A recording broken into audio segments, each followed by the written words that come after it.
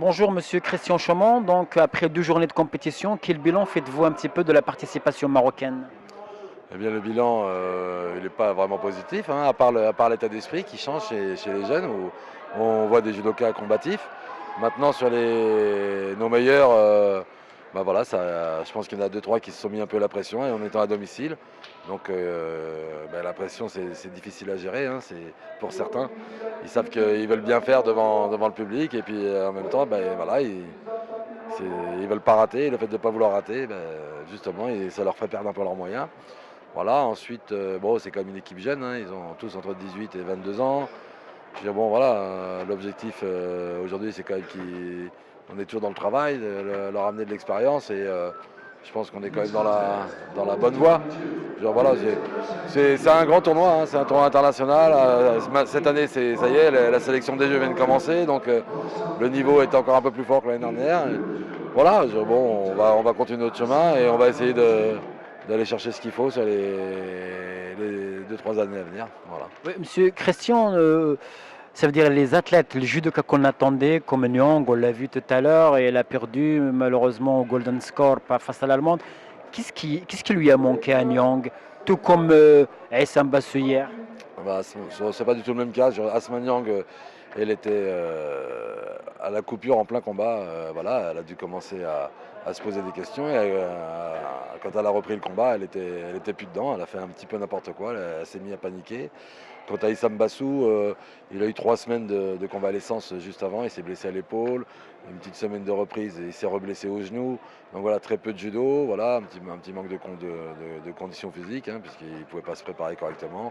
Et de judo. Donc voilà, bon, ça fait partie de la vie d'un athlète de haut niveau. Oui. Dernière question, Monsieur Chaumont. On a vu qu'on est en pleine course vers Tokyo, vers les Jeux de Tokyo. Donc, votre espoir à vous, c'est de qualifier combien de judokas avec les Le... résultats actuellement qui sont enregistrés? Bah, si on en avait deux ou trois, ça serait bien, hein, ça serait une bonne chose. Voilà, on va essayer, on va tâcher, on va faire en sorte. Mohamed Lassri, vous êtes l'ancien entraîneur de l'équipe nationale de judo. Aujourd'hui, vous êtes là, vous assistez au Grand Prix, au Marrakech Grand Prix. Quel bilan faites-vous de la participation marocaine après 2 jours de compétition? Bah, le bilan, il est bien évidemment ce qu'il est, c'est un bilan médiocre parce que voilà, aujourd'hui le niveau est très élevé. Maintenant, on a une jeunesse qui est en train de se former. Il faut lui laisser le temps, c'est pas évident. Et voilà, c'est la course à la qualification olympique. Donc le niveau est dense et très élevé. Donc voilà, aujourd'hui on a assisté à des combats d'un certain niveau. Voilà, on a des médailles olympiques, on a des champions, donc des champions du monde.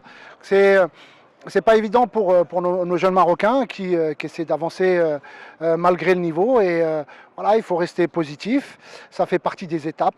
Maintenant, bon voilà, voilà, il faut mettre en place un certain nombre de choses, mais ça prendra du temps. Et il faut être patient. Mais c'est sûr que voilà, les résultats ne sont pas encore au rendez-vous, mais ça viendra.